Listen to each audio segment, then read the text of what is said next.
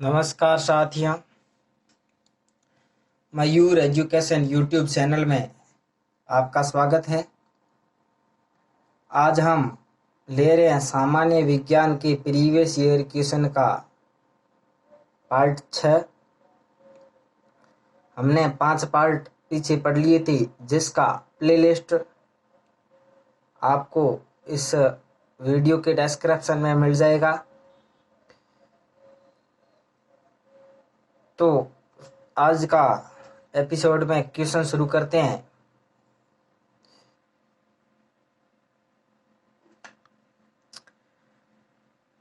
Newton मात्रक है त्वरण का, बल का, ऊर्जा का या शक्ति का। न्यूटन जो मात्रक है वह है बल का। त्वरण जो का मात्रक है मीटर प्रति सेकंड स्क्वायर। ऊर्जा का जूल और शक्ति की वाट।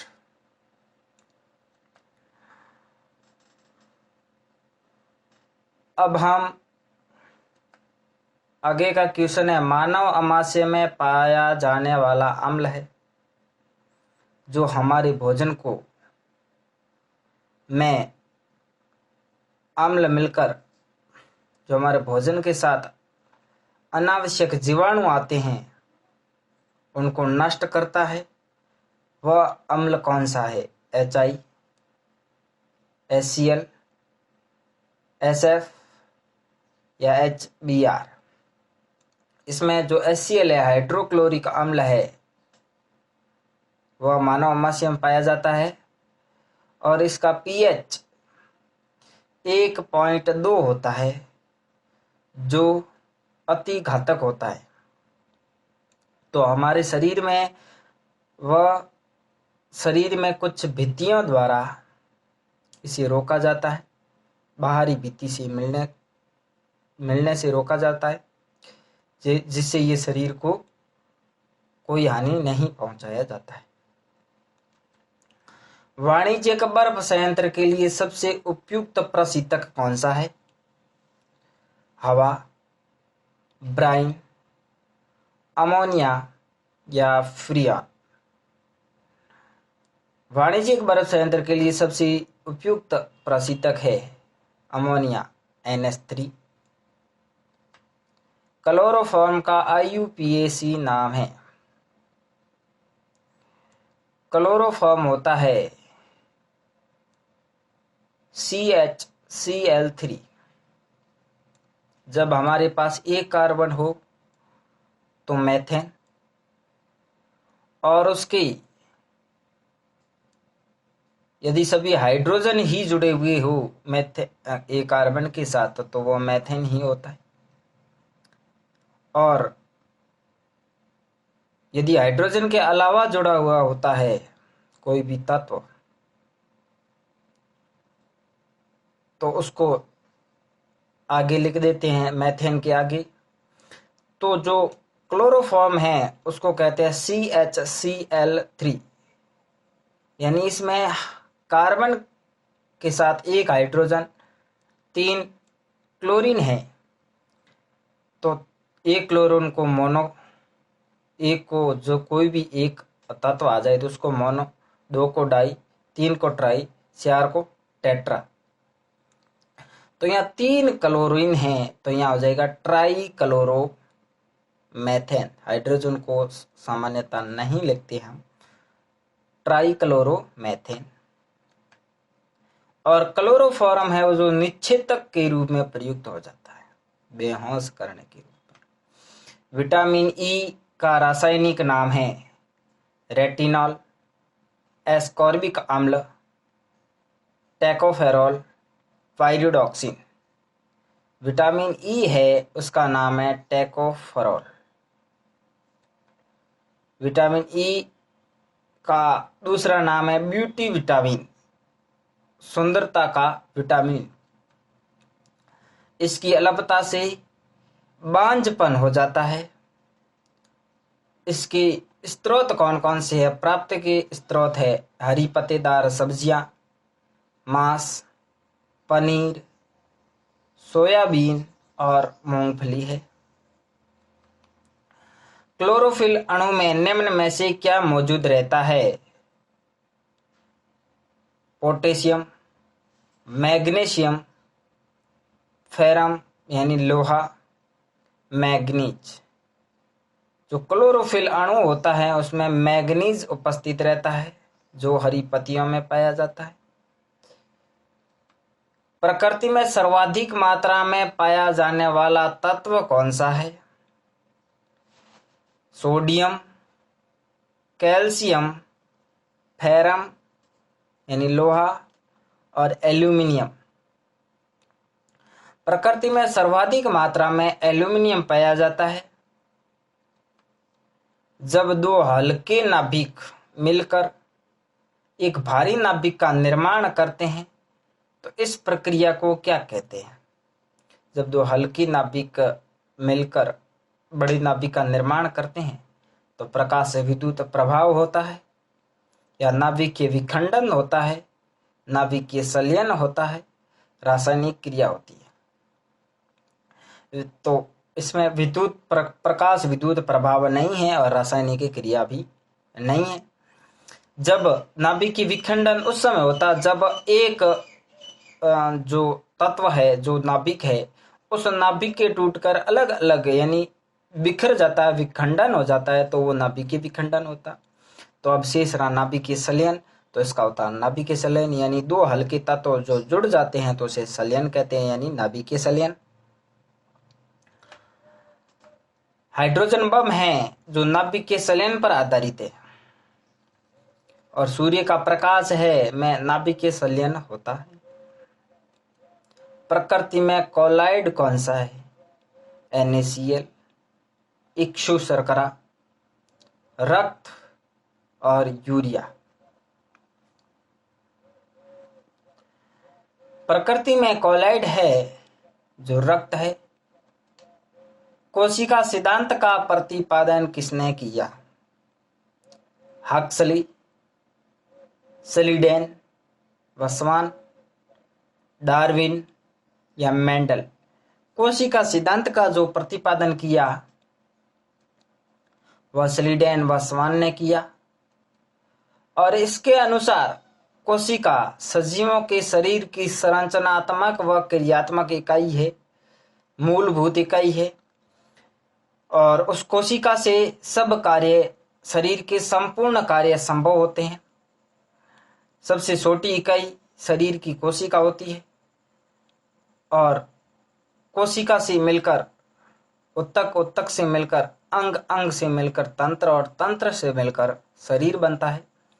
तो जो शरीर की सबसे छोटी इकाई होती है वह कोशिका होती है। डीएनए कुंडली रचना किसने बनाया?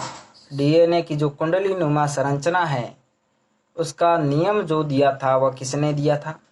हरगोविंद खुराना, वाटसन, क्रिक ने, प्रिस्टले ने या मॉर्गन ने। जो डीएनए कुंडली रचना था वाटसन और क्रिक ने दिया। शराब त्रसादियों में जिनके परिणाम स्वरूप अंधता आदि होती है वह हानिकारक पदार्थ है। शराब में वह कौन सा तत्व मिलाने पर जिनसे शरीर को या स्वास्थ्य को ज्यादा हानि पहुंच सकती है, अंधता हो जाती है, मृत्यु तक भी हो सकती है?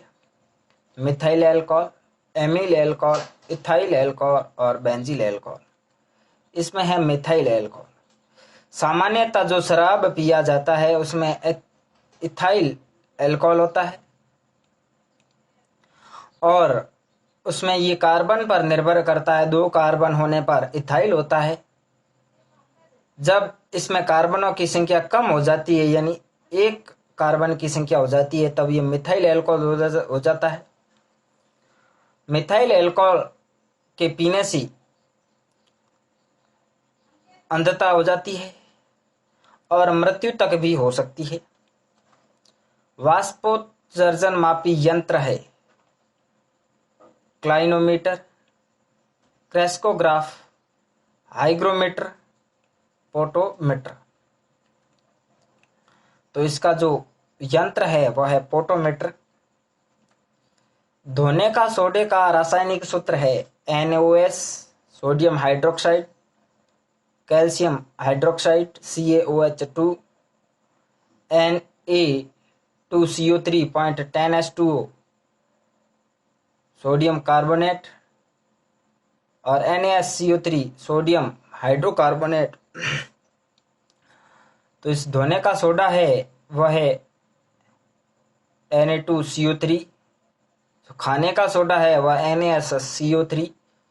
इसे धावन सोडा या वॉशिंग सोडा भी कहते हैं। ये एक प्रकार का क्षारकीय लवण है।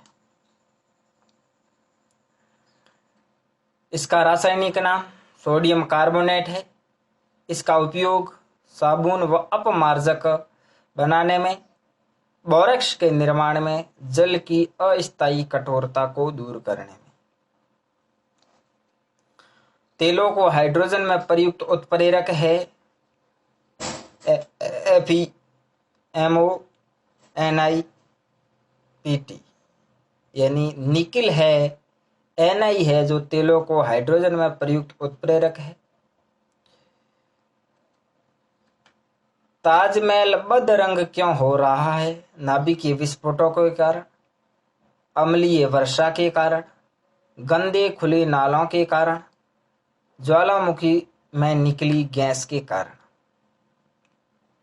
जो ताजमहल है वह अम्लीय वर्षा के कारण बदरंग हो रहा है, और अम्लीय वर्षा होने में कौन कौन सी गैसें उत्तरदायी है? SO2, NO2 और CO2, ये 3 प्रकार की गैसें हैं जो प्रदूषण के परिणाम स्वरूप जल से क्रिया करके जल बरसात के साथ बरस जाती है, जिसकी इसका रंग फीका हो जाता है, पीलापन आने लग जाता है। WBC का मुख्य कार्य है रोग प्रतिरोधक क्षमता धारण करना, CO2 ले जाना, O2 ले जाना या रक्त का थक्का जमाना। WBC का मुख्य कार्य है रक्त का रोग प्रतिरोधक क्षमता धारण करना। WBC को ल्यूकोसाइट भी कहते हैं। इसका निर्माण श्वेत अस्थि मज्जा में होता है। दूध में प्रभावी रूप से उपस्थित कार्बोहाइड्रेट किस प्रकार का होता है? दूध में जो कार्बोहाइड्रेट यानी अम्ल होता है वह किस प्रकार का होता है? माल्टोज, लैक्टोज, सुक्रोज या ग्लूकोज का जमना किस प्रकार का रूप उपस्थित होता है दूध में? तो दूध में लैक्टोज कार्बोहाइड्रेट होता है। सूर्य की तीव्र किरणों से झुलसने में वायुमंडल में कौन सी गैस हमारी रक्षा करती है? ऑर्गन, ओजोन, ऑक्सीजन या नाइट्रोजन। जो सूर्य से तीव्र किरणें आती है, अल्ट्रावायलेट पराबैंगनी किरणें आती है, उनसे वायुमंडल में कौन सी गैस होती है जो हमारी रक्षा करती है, जिसकी एक परत होती है? वह है ओजोन, ऑर्गेनिक ओजोन। और ओजोन गैस समताप मंडल या ओजोन मंडल में पाई जाती है। इसका आंसर ओजोन है। ये गलत टिक लग गया ऑर्गन पर। ओजोन गैस समताप मंडल या ओजोन मंडल में पाई जाती है। निम्न में से सबसे बड़ा कोशिका कौन सा है? प्लास्टिड, माइटोकॉन्ड्रिया, गोल्जी काय या गुणसूत्र। कोशिका का सबसे बड़ा अंग होता है प्लास्टिड, माइटोकॉन्ड्रिया, गोल्जी काय और गुणसूत्र में से प्लास्टिड। आज का इतना ही। वीडियो पसंद आया तो लाइक करें, शेयर करें और सब्सक्राइब करें। और इसकी PDF आपको टेलीग्राम चैनल मयूर एजुकेशन पर मिल जाएगी, जिसका लिंक डिस्क्रिप्शन में भी दिया हुआ है, और ये t.me/मयूर एजुकेशन लिखने पर भी मिल जाएगा। अब फिर मिलेंगे अगली क्लास जनरल साइंस की प्रीवियस क्वेश्चन की एपिसोड 7 में।